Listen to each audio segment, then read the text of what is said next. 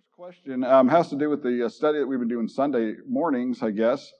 The one that was submitted is, you mentioned in one of the lessons that none of the 7 churches of Asia exist today. And I was wondering if you know what happened to them. Did they simply not heed their warnings? Were they all killed for their faith? Did they just fade away over time? This is the one that I did a lot of research with, trying to find some different answers. And the quick answer is, I really don't know. That's probably as far as you get sometimes with these questions, but you can probably make guesswork of it.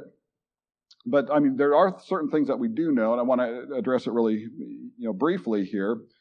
But there is not a clear answer with these congregations. What they do know is that there's not one single congregation of active Christians that are in any of the 7 cities that we read about in Revelation 2 and 3.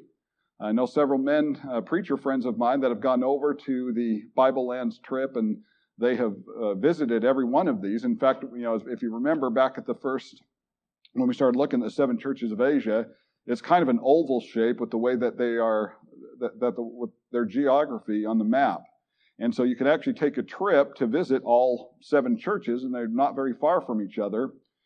And I know there's one friend in particular that I've looked at a lot of his photos from there, and it's really fascinating with what he brought back. But if you look at it, there's not one single active church of Christ that's over there. Now, we do know there are some things, and of course we know that in Acts chapter 20, regarding the church in Ephesus, and this happened in several of these congregations, that there was a warning by Paul that there were going to be people that turned away. And not all of them were going to be faithful, that they were going to turn others against the very congregation they were attending, and some even from within were going to be turned away with all of this paganism and so forth that was around them. And when you look at the 7 churches of Asia, which is, when you look at Revelation, it's about 30 years removed from when Paul was talking about them in his letters to Ephesus and Acts, and when he actually visited them. And so over the course of 30 years, with all the warnings that Paul had, and then you see the warnings that John was giving them with, that Christ was calling them out for, saying, I know your works. And so there was a lot of that. And so they were not always on the up and up. Now, whether or not that was actually the nail in the coffin of eliminating these congregations or having them dissolve, I don't know. I have a feeling that did play a part. That was, that kind of going in that direction. A couple hundred years later, Islam came along. And I think Islam probably had some influence and probably made a great impact. In fact, if you look today, Islam has a big stronghold in a lot of the areas over there that once had very faithful congregations and Christians in the Lord's church. Now, what's interesting in a lot of those areas, we tend to see a lot in the news of these radicalized Muslims that, and all you see is just attack and just aggressive nature.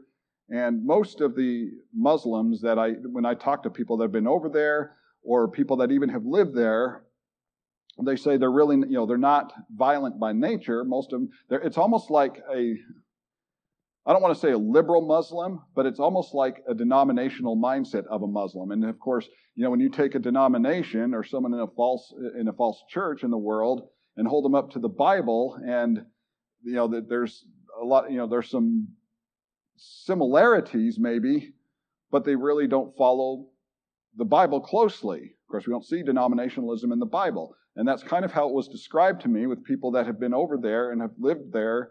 Friends of mine that have been in the military that have seen, that have been over there, they say that it's, they're not really violent by nature. Most of them are very peaceful. And actually, a lot of the Bible-minded people, and I say Bible-minded, I don't want to say Christians, because, just because you read your Bible doesn't make you a Christian, but they do get along with the Muslims. But Islam nonetheless had a really strong influence over there.